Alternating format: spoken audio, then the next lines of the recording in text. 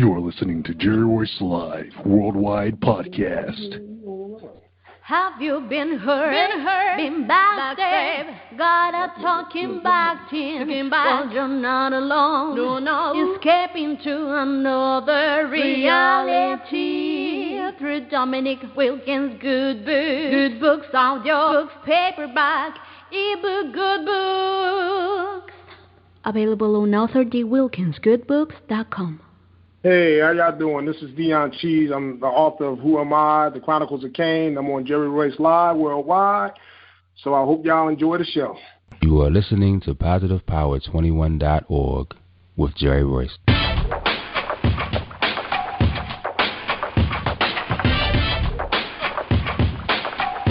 What up? It's your boy Kano Kingston. Hi, this is Angel Sessions. Hey, this is Pat. Hi, I'm Teresa Powell. Hi, Jerry. This is Ira Sandra Carter.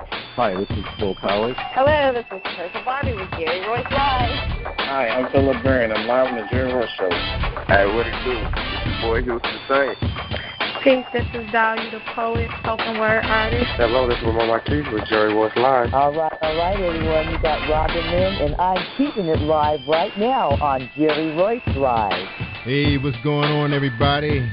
What's up? This is a award-winning podcast with the greatest podcast on earth. Thank you for stopping by. I'm your host, Jerry Royce Live Worldwide on Internet Radio, where you get your positive on. So when it's all positive, it's all power. That's positive power. This is a worldwide podcast for growth, wealth, and success. Thank you.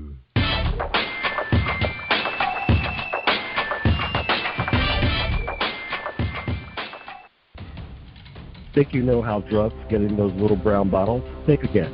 Set in the green hills of western New Jersey, inside the gilded halls of power of a U.S. pharmaceutical company where decisions are worth billions of dollars and human lives worth less. Nicholas Harding, a young executive at Marshall Pharmaceutical, finds his career, family, and life in jeopardy. The Farmhouse, a suspense thriller novel by Bill Powers, published by Donna Inc. Publications, available at Amazon.com or DonnaInc.org. Go to Bill's webpage at www.authorBillPowers.com. Are you looking for the next great read? A book filled with love, passion, betrayal, and intrigue. The award-winning novel, Season of Change, by Tamika Patrice Kane, is sure to satisfy your literary sweet tooth. Check out this must-read book reviewers are calling uplifting and emotional. And exceptionally great read, deeply intense and thought-provoking. Order your copy today, available in paperback and ebook on Amazon.com or at www.tamikapatrice.com.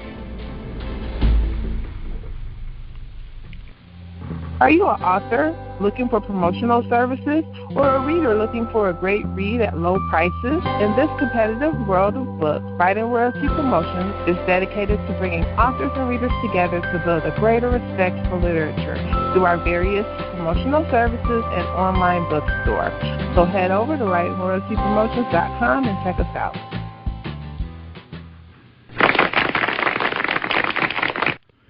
Thank you, everybody, for joining us, and welcome to PositivePower21.org. I am Jerry Royce Live, and you're listening to episode 326 with CEO Dion-cheese of iUrban.org. That's right. He's here to talk to us about his website and his business and what he's trying to do to help the African-American business or the small businessman.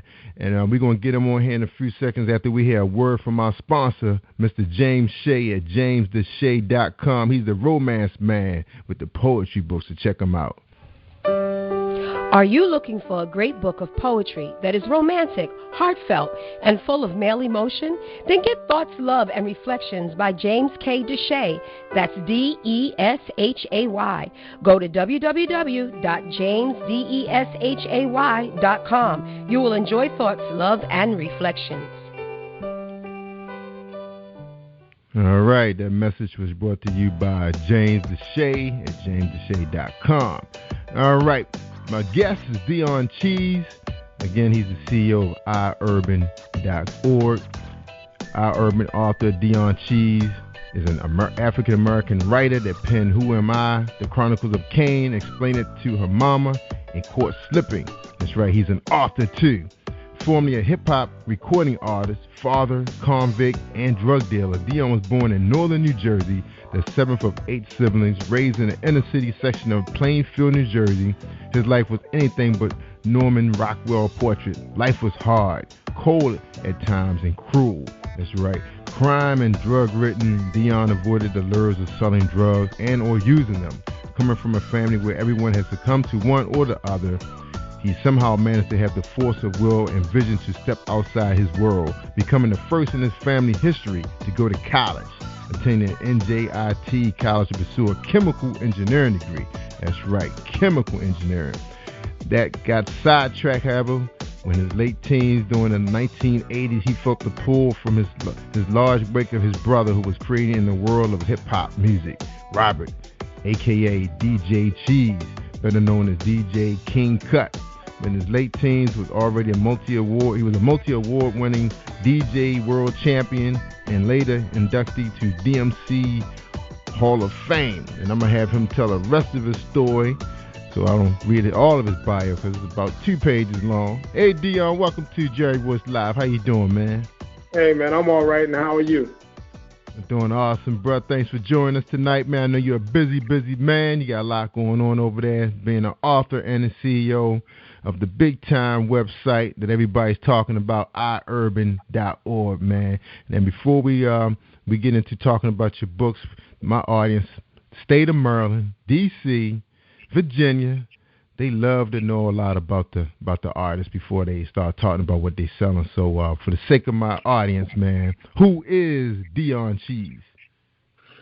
Well, let me start. I would always describe myself as, I guess, a humble individual.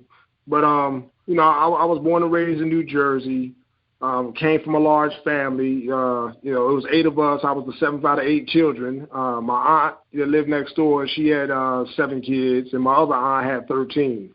So we was basically like a big army. So if any trouble ever came our way, we didn't have to go get friends. We had enough there. So yeah. So we were in the Duckers. And basically, like I said, I grew up at first I grew up in Edison, New Jersey, in Potter's Crossing, and it was like a little small thing, like a little small community.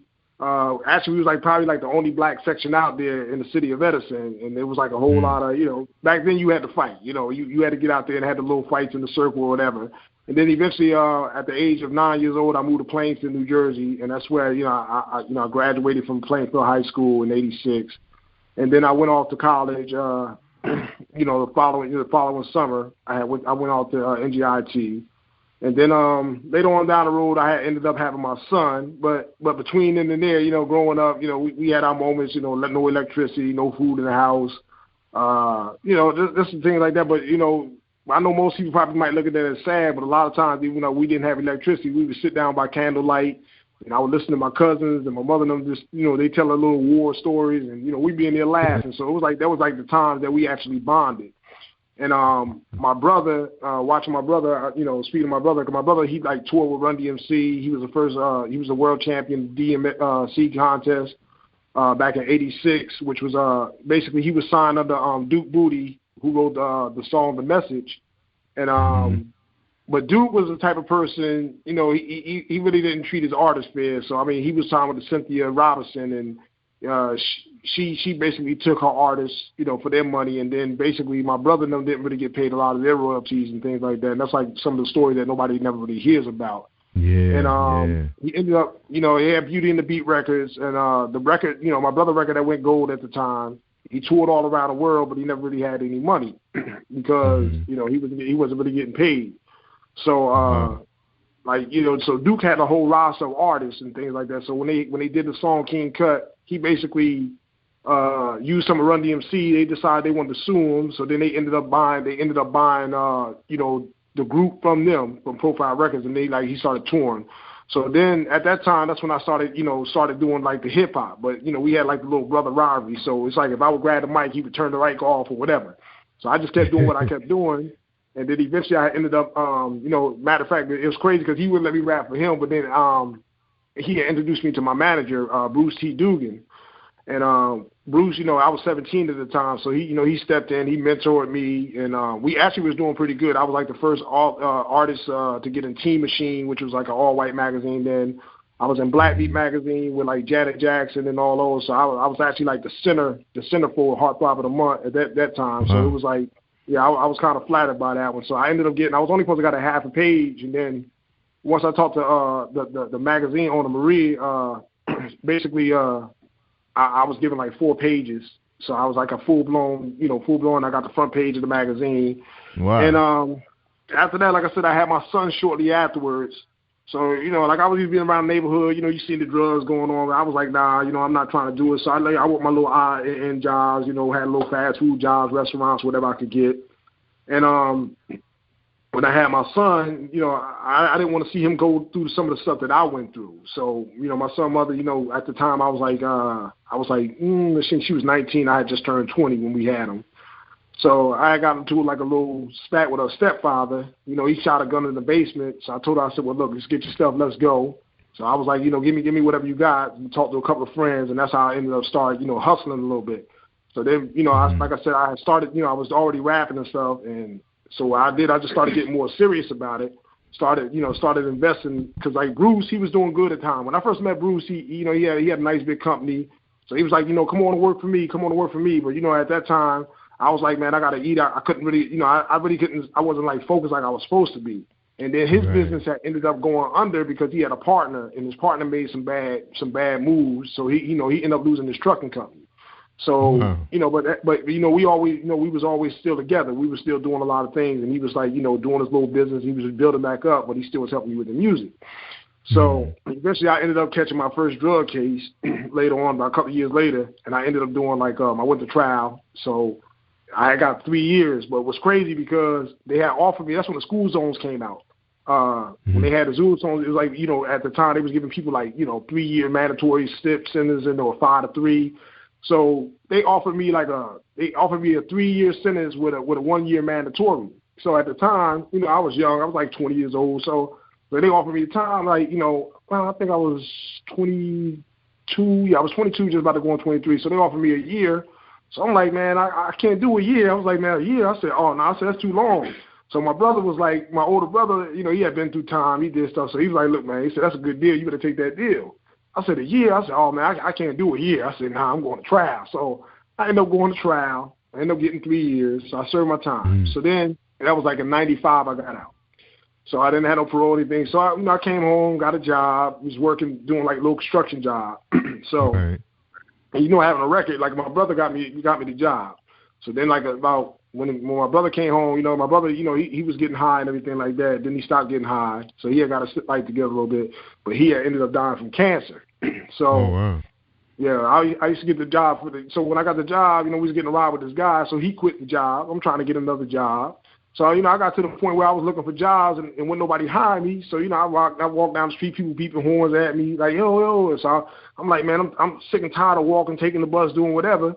So eventually I just got right back into the same thing I was. But then when I got back into it the second time, I had started another label because I had a label before I had got locked up before called Big City Records. And then I started another label called Upfront Records. And now this one I was in West Virginia.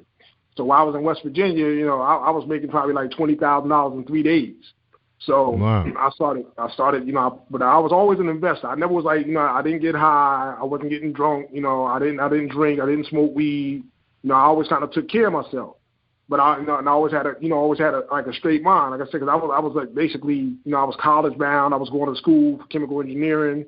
I was getting good grades and things like that. So, out of 597 students, I think I was like number 13 in the ranking of the school. So then, I started going back into that. But like right before I was supposed to went on tour, a month before I was supposed to be on tour, my cousin's girlfriend wore a wire on me. So I ended up getting like a 20-year sentence. So wow. So I was young, I was like 20, and I'm like, man, they was like 20 years, and I'm like, I didn't know what to think.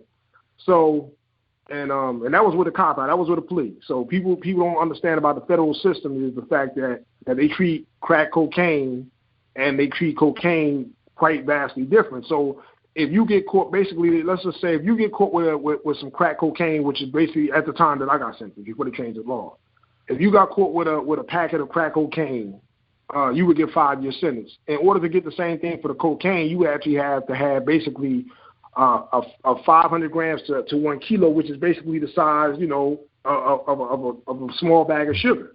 So you can imagine a packet of sugar. And the ironic part was that, in the federal government, under the statute, basically we're sentenced under the Food and Drug Administrative Act, which is Title 21. And Title 18 doesn't really, that's where the criminal statute is at. And they'll get you with that with the conspiracy, but they basically turn you into a corporation.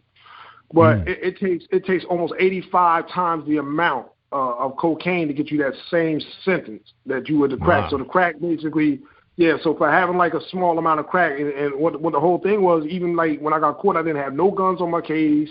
I didn't get caught with a lot of drugs, and basically you're getting sentenced for hearsay. We call that ghost dope in the feds, so they would call it ghost dope, because you basically had to prove that you never had the drugs that the prosecution says you had, or the witness says you had, but he ain't got. So you have to prove that you never had the drugs that he said you got, but he ain't got them.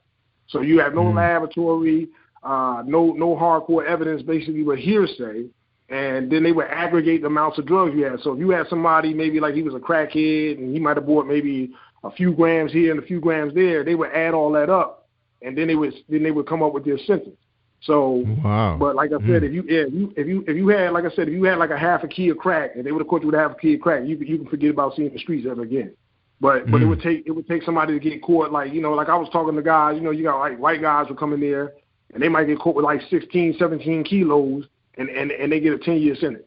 And then you got somebody with crack, they got like 2 ounces, and this guy over here would be sitting with like 15, 20-year sentences. And when I came in, if you had 10 years, they would tell you go sit down in the corner and don't say nothing, because it was like everybody was getting double digits. So, and that was the type of thing that I went through. So, like I said, when I was in jail, I stayed in the law library. I literally like learned the statutes. I would quote them like there wasn't nothing. I could tell you like what title it was. I could tell you the sentencing guideline table. I could tell you, go to chapter 5, Part A. I would tell you look under 2D 1.1. I would tell you like 18 U.S.C. I could just tell you all the statutes like they was the back of my hand, because I knew I wanted to get out, and I wasn't really trying to get out there and go back and testify on nobody and then get killed on the streets or whatever.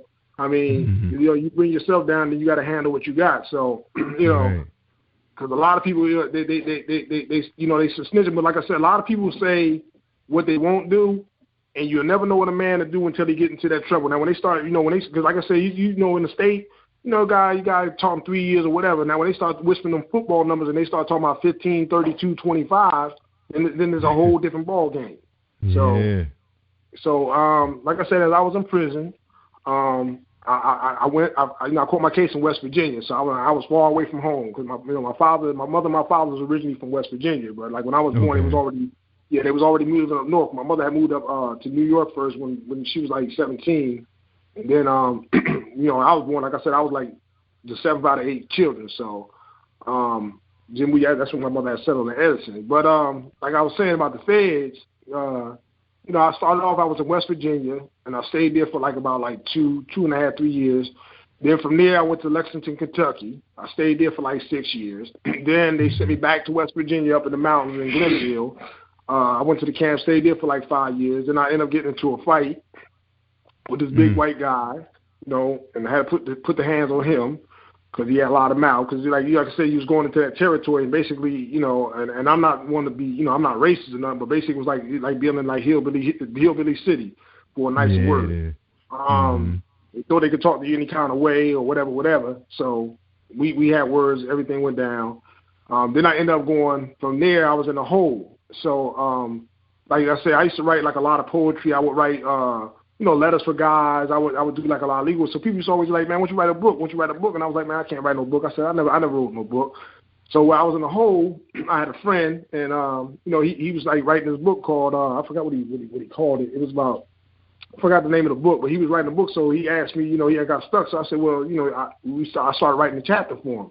So when I wrote like the chapter of the book, we went back, we started reading it. So we laughed and we looking at the story, and then it was good. So that's when I came up with the idea for the Chronicles, for Who Am I, the Chronicles of Cain. So I started writing that one, and it was like, it's basically a drug story, but it's based on a whole different conceptual back. You know what I'm saying? Like a lot of my characters and my stories, and a lot of people got to understand is that, like when I write, I take inanimate objects and I try to make things that you would see commonly, and then I would turn them into a story. And for a good example of that is my second book, the Explain-it-to-her-moma, which is basically a book.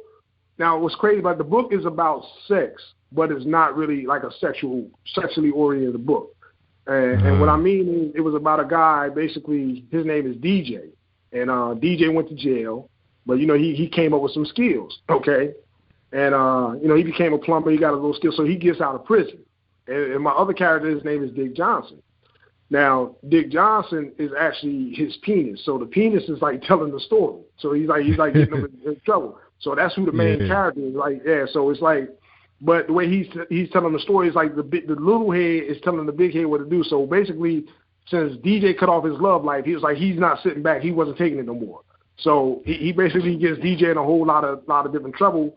So, he like when DJ got out, he met an older lady, and, she basically, her husband died and everything, and she really wasn't really feeling DJ, but when Dick pushed up on her, he sealed the deal for both of them. So by accident, so he ends up, later on in the story, like, he meets the daughter, and, he like basically one day he's working. So it's like Dick is like, yo, DJ, like what's up with her? And DJ like, nah, we can't mess with her. Like we mess with her, we mess with her mom. So, Dick started talking for him. He tell him like he don't care about what he got to say. He said he going up in there with her without him. So, that's when this trouble starts. So basically he's ended up messing with both the mother and the father. So now it's like he's in a bond, like who you be with, you know what I'm saying? Because his heart is with the daughter, but Dick don't want to let the mother go. And then you got like all these other characters that come through, throughout the story. So it's like he's always constantly getting a lot of different stuff. So yeah, that does sound funny, man. Yeah, and then my other story is like I said, Who Am I, the Chronicles of Cain basically starts off in Colombia, and it goes all the way down to the crackhead. But it's the dynamics of how everybody comes together, and it's like when you figure out who Cain is, that's when everything starts making sense. When you start figuring out who the main character is, and it's almost like a story within a story. And the best way I can explain my stories is like, you ever remember the movie The Sixth Sense? Yeah, that was crazy. Okay, you remember the whole time when you watching it, and you just never knew that Bruce Willis was a ghost, and then when you really see it, he's like, man, I gotta watch this over again. And that's basically how I write a lot of my books. So it's like, wow, if you're the type of reader that just like a straight up story, and that's basic characters, then I'm not the writer for you. And I'll tell people that in a minute. I'm not that type of writer. 'Cause I can't stand books that if I could just read them and I know what's going to happen next. And I think that's a lot of things. Like I said, so going back to the prison, I had started writing in the cell. So then as I started getting like new cellies, and they was reading the stories and they was liking it. So after that, I ended up going to Texas, and then that's how the feds punish you. They'll send you like to the other side of the world. Right. I was in Texas, I didn't know nobody, so I stayed down there for like 2 years.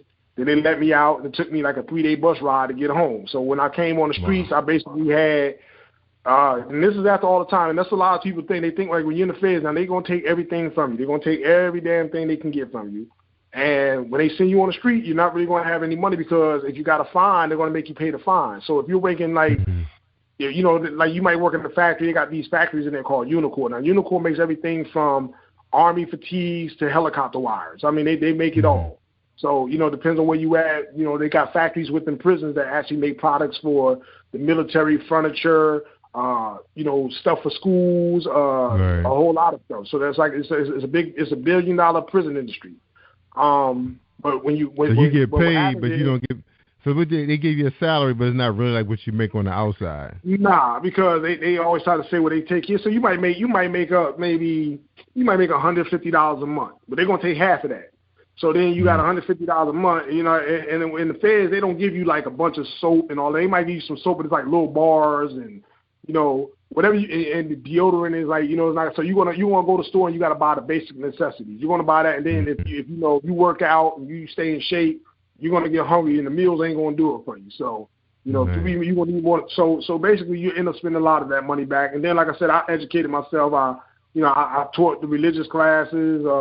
You know, I was doing it, whatever I could do to make myself. I took up a dental technician where I learned how to make dentures. I took a soldering technician. I took a green mill technology.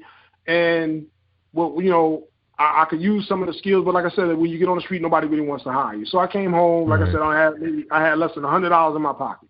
Then I had to catch, you know, and glad that people was when I met a lot of people on the bus on my way back, so they would buy me food and stuff. And had they not did that, I wouldn't have had enough to pay the taxi cab to get to where I had to get to the halfway house.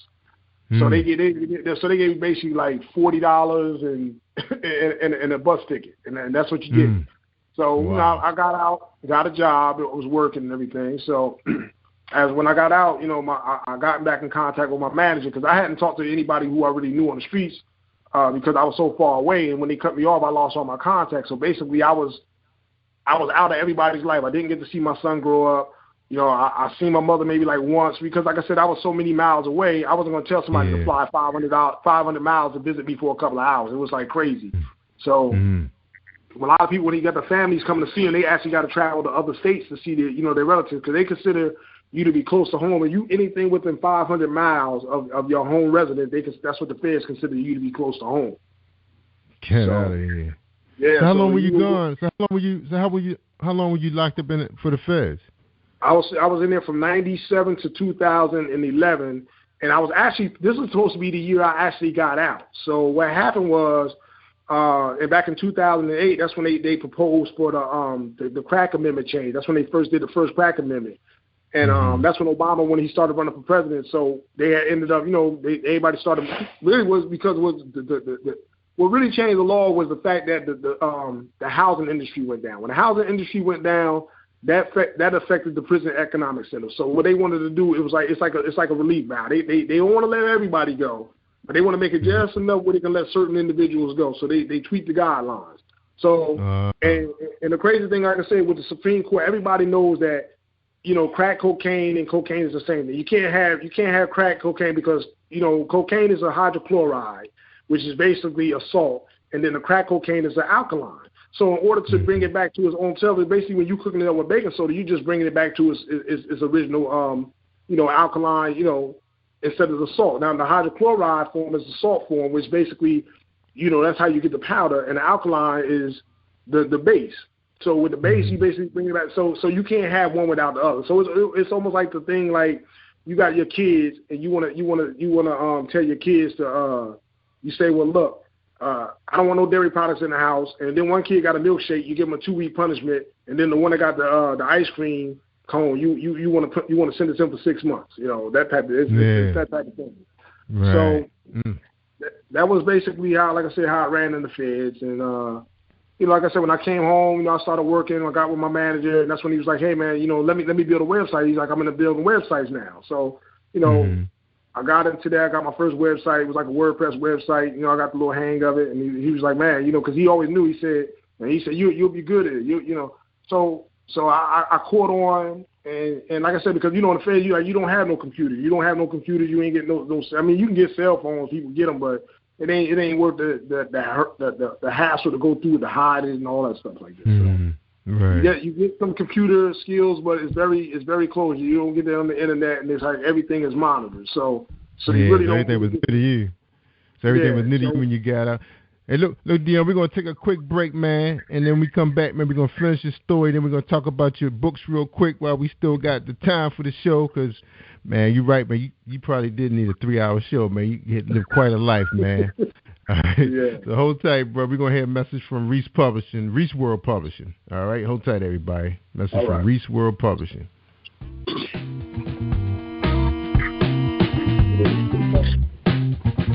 Are you an avid reader of urban fiction, looking for drama, suspense, and more? Reese World Publishing is dedicated to bringing the world's best literature to our readers.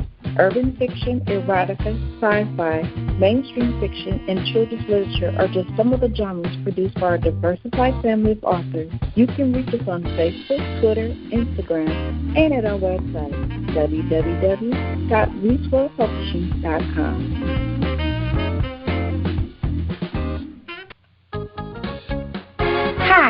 am recording artist Marilyn Dunn from St. Louis, Missouri. If you are looking for some soul-stirring, anointed, spiritual, and heartfelt music, visit my website at www.marilyndunnministries.com. Or you can also find me on CD Baby, iTunes, and Reverb Nation. For booking information, contact Mr. Kevin Dunn at 636-856-0551. That's 636-856-0551.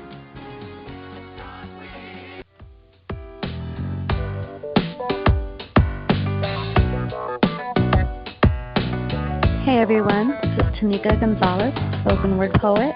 Whenever I'm online, I'm always listening to Jerry Royce Live. You can find Jerry on www.spreaker.com. Positive Power 21.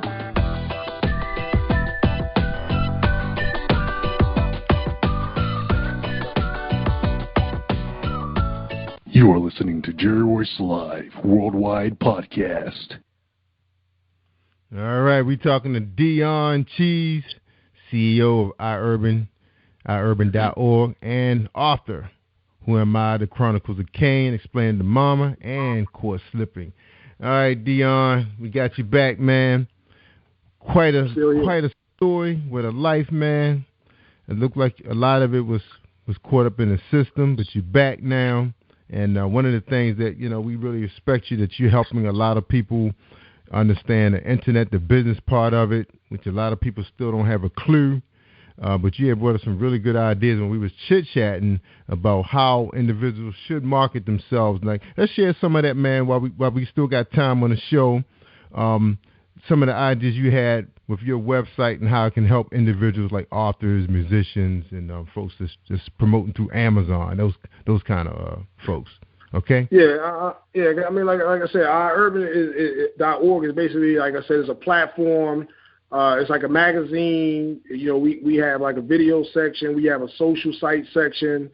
We have a resource directory where people that are members, they can come in if you graphics artists or a publisher or a musician or whatever. If you got some kind of services that you want to offer other people, then you're free to list your basically your credentials right there, your website links, and people can actually if they come in there, they can go to the resource directory, they can type in whatever they need. Like if I want to be on a blog talk radio and I'm looking for bloggers, I can type up then the Jerry Royce Live show comes in. It has your website links. People can leave reviews there and remarks and like I said, it's all free. And like I said, the only thing we do, we just charge for the advertising for the magazine. And like I said, I got asked to starting from $10. And one thing I have learned through my journeys is that, as a lot, and I'm not going to say this by everybody, it's like a lot of African Americans, they don't understand, like websites cost. They cost money. Somebody got to pay the pipe at the end of the day.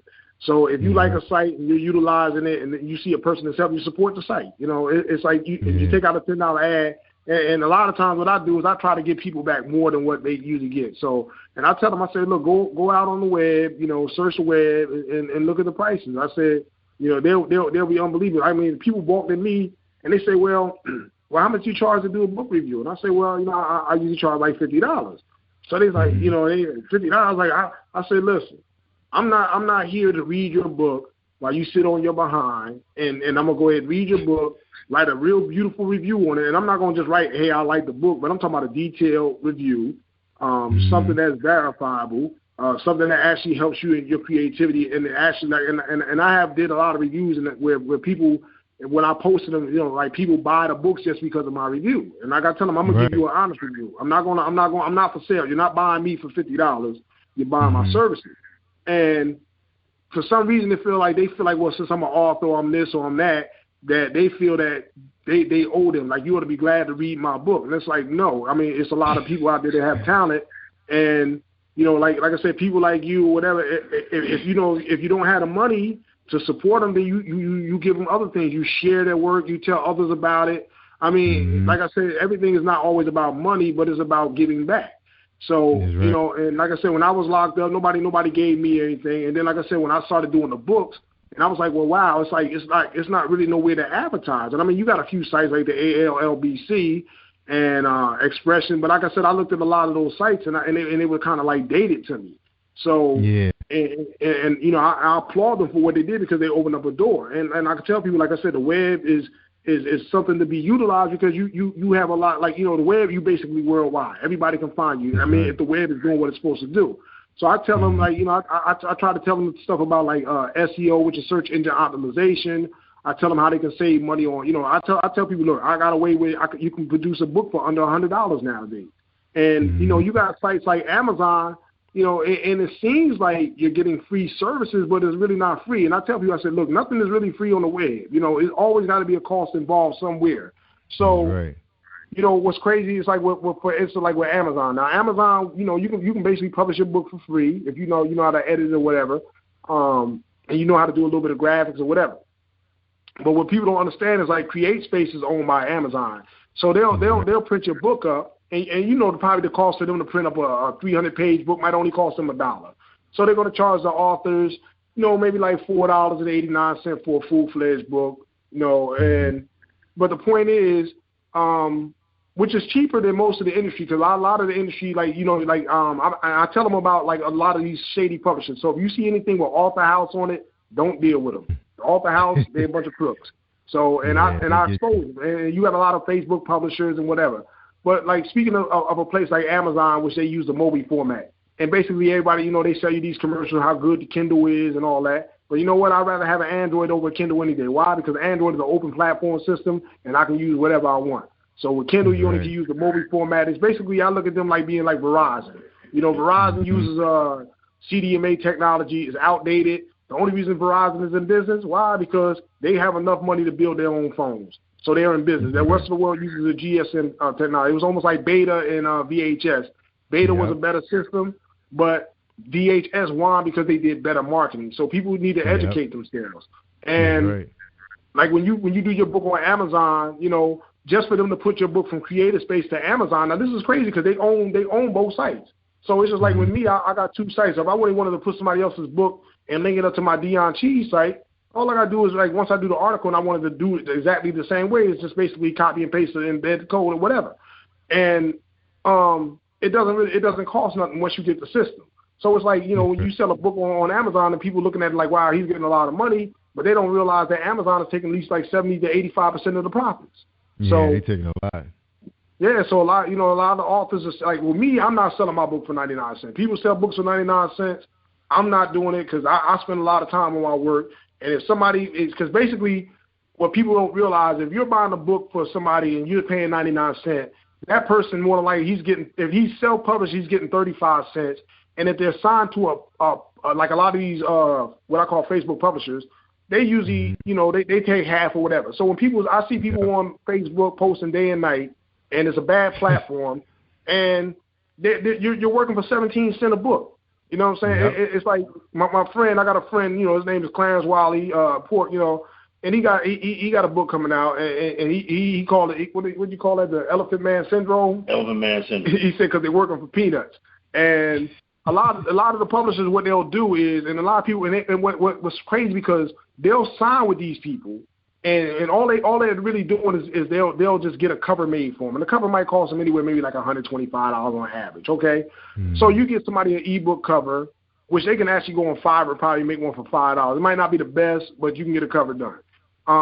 But if you really want more professional, you're gonna look between $75 to $100. They don't edit the books, they don't review the books, and they just throw them up on Amazon, and they'll sign maybe like 30 authors. Or whatever. So you figure you sign 30 authors, and what they'll do, they go sell your books to your friends, post it on Facebook. They're on Facebook posting the same thing day in, day out. So this person might make $100 and a couple of $100. And what happens is, so if I got a publishing company and I got 30 authors and I make $100 from each author, that's $3,000 a month right there. But they ain't making nothing but $100. So they're not making nothing. So they feel like how you was, like me and you were talking earlier. They feel like they got to put a book out every other month. No, you got to market the books that you have, and you have to believe in yourself. And one thing I tell the people, if you're not willing to invest in yourself, don't expect me to buy your book. I'm not buying your book if you don't invest in yourself, because I buy a lot of authors' books. I read a lot. I'm not, and what kills me too, and I'm like, how are you an author and you don't read? You know, I hear a lot of, well, I don't have time. So if you don't have time to read somebody else's book, then why should I read your book? Why should I take the time to look over your stuff? Because you're not looking at mine. All the time. They write. Yeah, they writing 3-4 books a month. It's like when you get to read. And the stories is like crap. Like, you know what? I couldn't do that when I was in prison, and I was in a hole 24/7, and I was writing, and I could not write a book every month because, you know, when you're doing a story and you're doing a good plot line, you got to have three-dimensional characters. You're going to put some time. You're going to give some thought to that story. And don't get me wrong. Like I said, I never had writer's block or anything like that. But those are the things that a lot of them have to do. They have to understand that if you're going to build a brand takes years to build. You're not going to be an overnight success. And I hear a lot of people say, well, I was a bestseller on Amazon. You know what? You can sell 10 books if you're in the right category. You can sell 10 books and be a number one bestseller. There's nothing. Every book I had made the top 100. Every book I had made the top 100. But guess what? Still got to have a day job. I tell them when you're successful, it's like, you know, when you become somebody like Dean Koontz and Stephen King or, you know, Maya Angelou or, you know, one of those people like that, and you write because you want to write, then you're a successful writer. You know, that's how I look at success. Success is like, you know, you do it when you want to do it, not because you have to do it. And I mean, like I said, they got authors out there like Amanda Hocking. She writes books about you know, I know this is a Christian show. I'm gonna say I'm trying to get a decent word. She writes about Bigfoot slong. She actually writes books about basically bestiality. You know, these people are actually, you know, which is disgusting. I mean, but this lady's making like $20,000 a month. You know, and they got the nerve to talk about urban fiction. They say, well, you know, they're talking about the drugs and the crime. Hey, you know what? This stuff actually happens. Now, don't get me wrong. A lot of people glorify it. I mean, I don't glorify it in my books. I don't glorify it because, you know what? At the end of the day, I know about the handcuffs. I know what it's like to be away from your family. I know what it's like not to have, you know, to watch your son grow up. You know what I'm saying? To lose your loved ones. I mean, it's like you lose your identity almost. So, you know, I'm not one to write a book about, you know, glorifying drugs and glorifying that life because it's nothing to glorify. So, it may be in a way, it might be harsh sometimes in some of the things that people see. But you know what? If you want the experience, then the Chronicles of Cain is for you because it takes you from the top all the way down to the bottom. So, you know, like one of the guys is in there, he's a military man, you know, and this guy didn't do anything, but he got pulled in, you know. So these are the type of things that people need to know. And like I said, when they see the word urban, they kind of look at he's illiterate. This person can't write. And I will tell you, like I said, my book Caught Slipping, I couldn't classify it as urban because it's not. You know, it's not no slang in it. It's not a whole lot of, you know, whatever. But like now my other books, it has some slang in it, but I don't write. You know, I don't narrate like that, and a lot of the authors don't know how to narrate or whatever. So, you know, we write articles that's on the site. You know, I got what's called the Urban School. You know, and it basically is when I say urban, I'm talking about the urban experience, the cultural experience of like, you know, not just African Americans, but like of all cultures. Because, like I said, even though I wanted the site to be predominantly African American, others are welcome, and because I think it's good to mix up ideals. But at the same time, we didn't have a platform for us because a lot of our tastes are different than their tastes. And there's nothing wrong with that because that's why you have cultural differences. But it shouldn't make you ignorant. It shouldn't make you, you know, it shouldn't bring about stupidity. Like, it's like you know, I didn't want them to, every time you click on iurban.org, the only way I can get you there is to show a half-naked woman on it. That's not going to happen either. So, that's how, like I said, that's how I built the platform. So, like I said, we got the videos. I'm trying to get the movies in. You know, I invite people like you. Like I said, you can share your links into the site. And me, if they're really interested, I'll build a whole section for that. So people can actually go to the site and they can discover other things, you know. Because like I said, to me, it's not about the competition. It's about helping individuals coming together, having our own award show. And, you know, I used to hear a lot of authors talk about BET. They was like, oh, you know, BET. I said, listen. Do your research. BET is owned by an 83-year-old, well, now he's probably like 85, an 85-year-old billionaire white guy. And I'm pretty sure that everybody will, you know, nobody will argue with me that 85 years ago that we were living in a racist society. I mean, like way more racist than it is today. And I mean, it was no problem for them to call you the N-word. So why are you not on BET? Because he don't really care about BET. That's why BET basically has the shows that it has on it now. I don't watch BET. So I really don't even watch TV. Yeah, it's awful. That was an awful program, man. Yeah, so right. And I see a lot of talent out there. And what's crazy, like I said, I see a lot of guys. They make like my friend, my friend Clarence. He, he was starring in the series called The Underground Kings. It was something like, kind of like The Wire, but it had like his own little flavor to it. And I seen this show, and I'm like, wow, man, let me contact this guy. So, me and him, we became good friends, and so, this guy is very motivated. He's pushing himself. So I said, well, let me reach out and help this guy, because the guy he's shooting the film with, it's like he's kind of like a little sidetrack. And I'm like, look, why don't you put this on another platform and you can get sponsors? Because like they'll understand when you just throwing your stuff on YouTube, you're basically giving the money to Google. You're not getting nothing for yourself. So if you're gonna go out there and film something, get actors and whatever, make sure that you can remunerate them and give them some kind of pay in exchange for their services. And people gotta understand So Dion, so what you saying? So he'd be able to run his webinars off of your platform and it would be and that's what I would say. They would be able to do the platform, and then when people buy ads, it's like regular TV. The web is basically the new TV station. So with the streaming and everything like that, hell, you can do everything you can do on the radio. On the radio or TV, you can do it on the web now. So and the prices can be a lot cheaper, and you can actually get to the home of the individual. And a lot of authors need to utilize this. And like I tell them, it's like with that web, when I do an ad. Sometimes it takes me a whole day to do an ad for somebody. I mean, I put my heart into it. I'm not going to give you some, crappy little ad. You're paying your money, so you deserve the best. So, and my thing is, don't come and Jew me down, and then you want to go over here and talk to this guy and try to pay him full price. And I mean, that's what people will do. Like, and like I said, me, I try to get back in some kind of way. We all got it hard. But one thing for sure, what I see the mistake that a lot of authors do, you want to write the book, but you don't think about the promotion. You should be thinking about how you're going to promote your product before you put the pen to the paper. And that's one of the things that they should always remember. Start looking at your avatar, and that's what I want to do with our Urban. And I invite you, because like I said, you got a wonderful platform. I want people to know about you, and I will recommend and send people your way, because I tell them, hey, look, if you're looking for exposure, you're trying to get known, hey, go to this guy, but also try to patronize this guy. If you got it, man, let them know, hey, look, I don't have it all. Maybe you got a payment plan or whatever. Maybe he can help you. But the whole point is, you need the different platforms in order to get the word out. So if you're not willing to do that, you're not willing to invest. And what kills me, they'll talk about they ate shrimp dinners, but then you don't want to spend $10 in your little crappy book, but then you want somebody to buy it. And I say crappy because a lot of them cannot write. I mean, like you say, everybody has a story to tell, but everybody can't write a story. So everybody can't write it. and I'll be the first to tell them that. So it's like, and another thing that kind of peeved me off, because I think they think that authors can't say, like, when somebody reviews their book and they leave them a bad review, and they say, well, the authors can't say nothing back. And I'm like, man, like, listen, we all human, but my thing is I can take criticism, but don't sit up there and say, because you didn't understand it. Like one time I got a thing, and I had a 4-star review. And I read the review, and I was kind of like pissed off, because I'm looking at the story, like the one I was saying about the explain-it-to-her-moma story.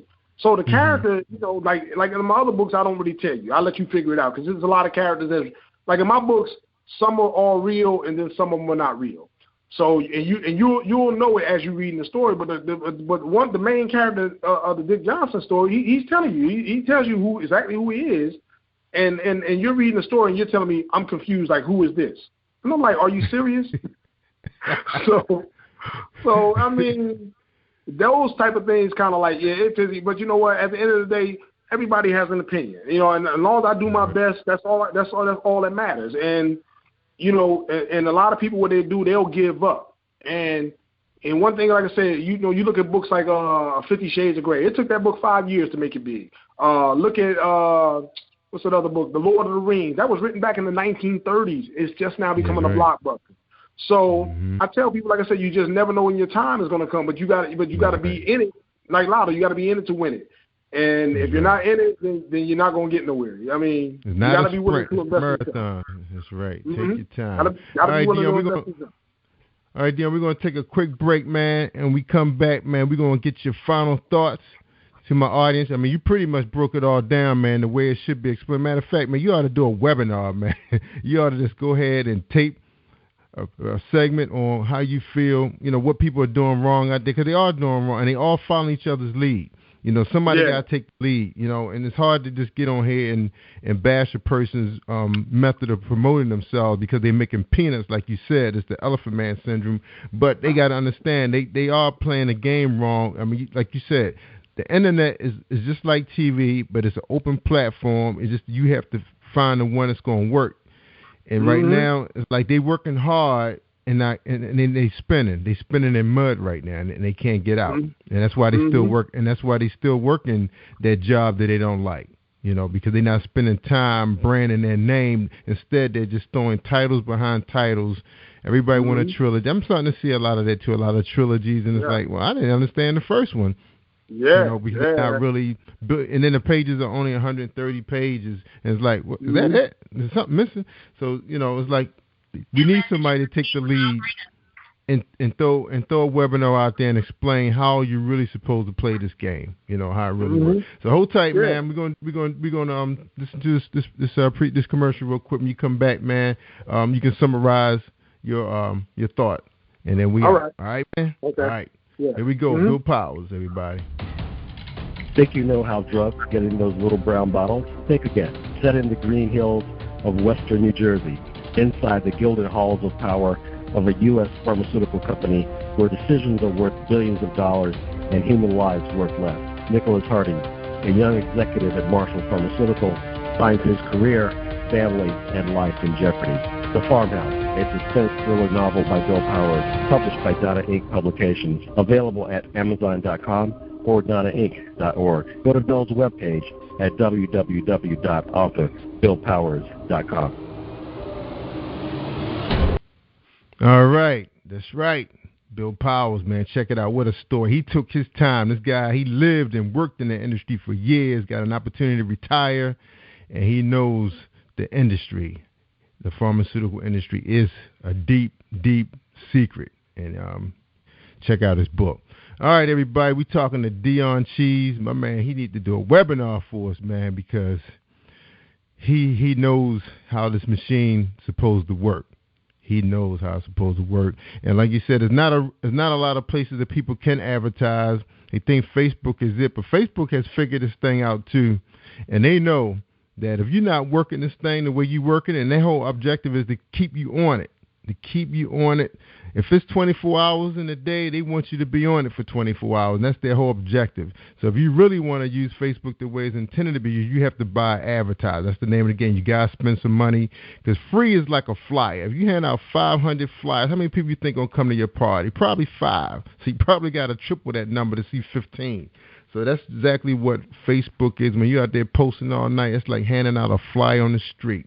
The people that you don't have an idea who they are and if they're even coming. When you buy an ad, it's almost like an invite. They know they're sending it to the people who fit your profile. And just like urban.org and positivepower.org, when you buy the advertising, we know who our audience are. I know who my people are. Maryland, Virginia, D.C., they're government workers. They make good money. They own devices. They own Androids. All the stuff that Dion talked about. We know who our people are. So, come on board. We're building a platform so it can work for you. Dion, his numbers are good. My numbers are good. We do get traffic. So we invite you guys to come out and sponsor our site. And like you said, we're not asking for a whole lot of money. You don't need a payment plan to advertise with me. Eventually, who knows?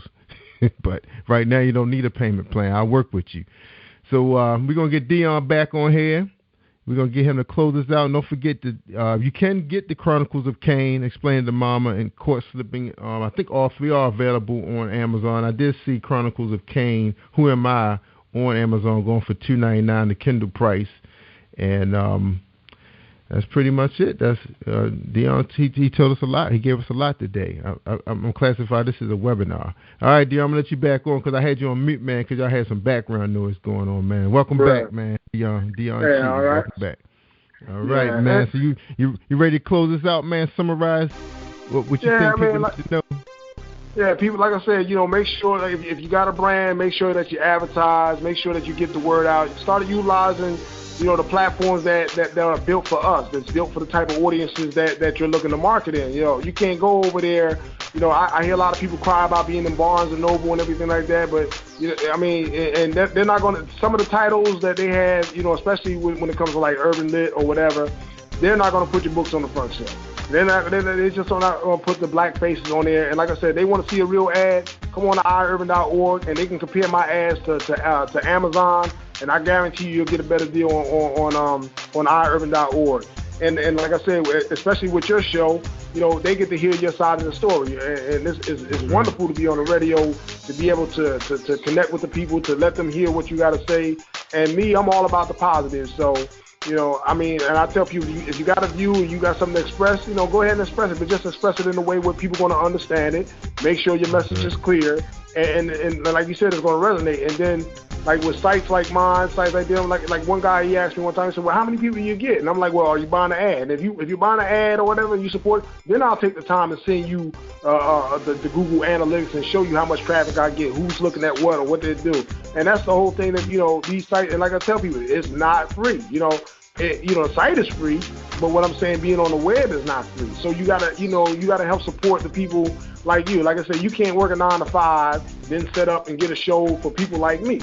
So, and like I said, soon as, cause like I said, I got a budget every month, but as soon as I get some extra money, coming up, hey, I'm coming back to you. Hey, Jerry Roy's like, hey, let me buy an ad from you. Why? Because I appreciate what you're doing, and I understand what it means to give back, and that's what people got to be willing to do. They got to be willing to give back. And I sent out a message the other day on Facebook, and I said, you know what? When a lot of people throwing these events, it's not that people don't come because your book sucks or your words suck or your cover is ugly. No, I said it's your attitude, it's your character. Your character is ugly because you have to support others. Like I said, I'm busy, but I'll take the time, and I see somebody over here doing an interview or something, and I'll let them know I'm there. I ask them a question.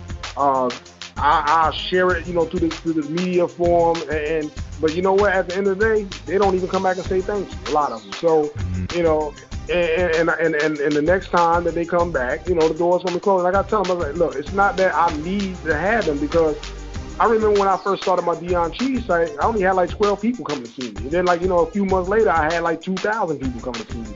So, and I got. Between Facebook, between my 2 pages now, my dion-cheese got 4,000 plus, and then my other page got almost like, the iUrban, which is still kind of new, it's got like 1,900 followers.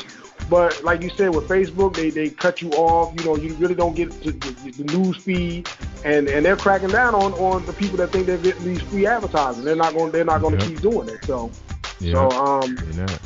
Like I said, eventually the doors will close. And like I said, you got to, like you said, the most important thing is to figure out who you're marketing to, what type of audience you're trying to reach, and that's where you should be advertising at. Yep. And one of the things I want to tell people too, it's a woman out there who's she specializes in Facebook. She used to work for Tony Robbins when he was trying to figure out social media. She came aboard. Her name is Amy Potterfield. She can really give you a strong explanation how Facebook really works, and she's been on a number of people's shows who do Google Hangout, and she's on camera telling you that you're not getting anything free. You're not getting anything. You're reaching like 6%, maybe 16% if you're in there for 20 hours posting. I'm hearing people posting 300 times a day in these groups, and you're only reaching 16%.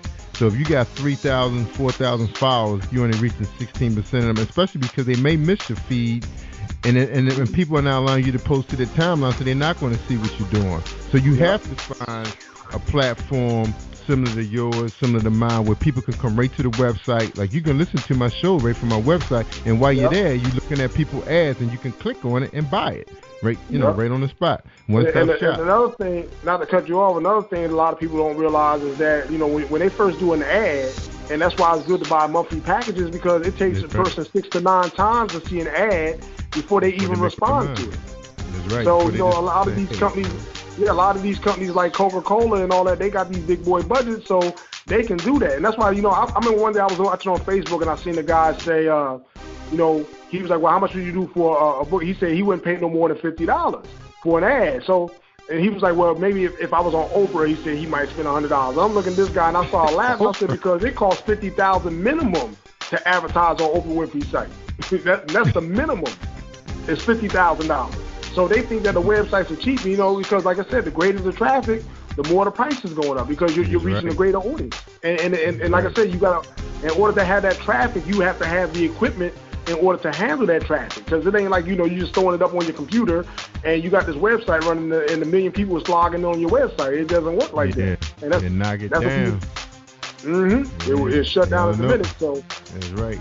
And that platform I'm running on to carry this show, they're one of the biggest, most powerful platforms on the planet right now, bigger than Blog Talk. And Spreaker is, this guy has put some money into this system, man. And that's why it sounds so good. If you listen to any of my shows, even on a bad, snowy blizzard day that we've had a couple weeks ago, I still have better signals than Blog Talk. And I can tell.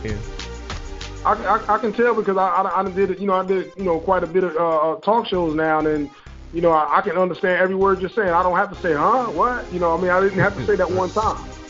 That's right. Now when we're recording that, it's a really strong platform too. They got bridges all over the world, and this company is so big that's hosting this right now. What we're doing now is recording, that they can afford to give this service for free because they make so much money. What they do with corporate America and European companies, that they give this platform away for free, and that's why I like it. So I do all my recording, and the Spreaker is more designed for like DJs and maybe like if you hook up with Skype, but because Skype doesn't really run that well in my area, it drops a lot of the calls. That this platform right here is a lot better for me to be able to record it, then upload it, because this is a high definition audio. So I know you're going to sound exactly where you sound to anyone you're talking to on your phone, especially cell phones. Like you said, the bandwidth and everything is so strong.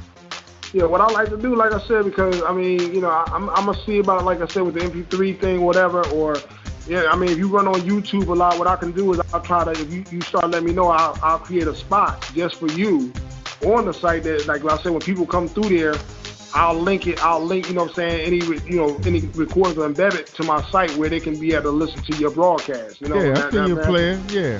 Matter of fact, I've seen your plan. Matter of fact, let's go ahead and close this show, and I'll tell you exactly what we could do, man, since you're interested in carrying our program. All right, everybody, we just heard from Dion-cheese. Don't forget, you can get the Chronicles of Cain, Explain It to Her Mama, course Slipping on Amazon. Also, you can visit his site, so the money can go directly to him, and it's iurban.org. Again, that's author Dion-cheese, African-American writer, and he's looking for your support, and he's supporting us, and that's the main thing. That's what we got to look at. We got to think wisely. And again, if you guys really want to understand how Facebook, everything that Dion just talked about has been published by I'm talking about major worldwide consultant Amy Potterfield. She will explain to you exactly how Facebook works. You actually have people out there trying to explain how Pinterest works, how Twitter works. And then once you start figuring out how these things really work, then what Dion said to you will really, really make more sense to you. And we appreciate you sharing that, Dion. You could have took the whole show and talked about your book, but you didn't, because you care. You care about our people. You want to make sure they do this thing right. All right, man. So we can ready to close out. Thank you, everybody, for listening to us. I'm Jerry Royce Live. All right, let me go ahead and end my show. They got me worked up now. I got what we're doing. All right, hold tight, y'all. Here we go. I'm Jerry Royce Live worldwide. Stay awesome all week long. Thank you for tuning in to Jerry Royce Live on PositivePower21.org and Spreaker.com/PositivePower21. This is a Royce Enterprises production. And don't forget about replay on Facebook.com/Jerry Royce Live. You should make me a film real quick, man. I can do that, right? All right, y'all. That's a wrap. Jerry Royce Live worldwide.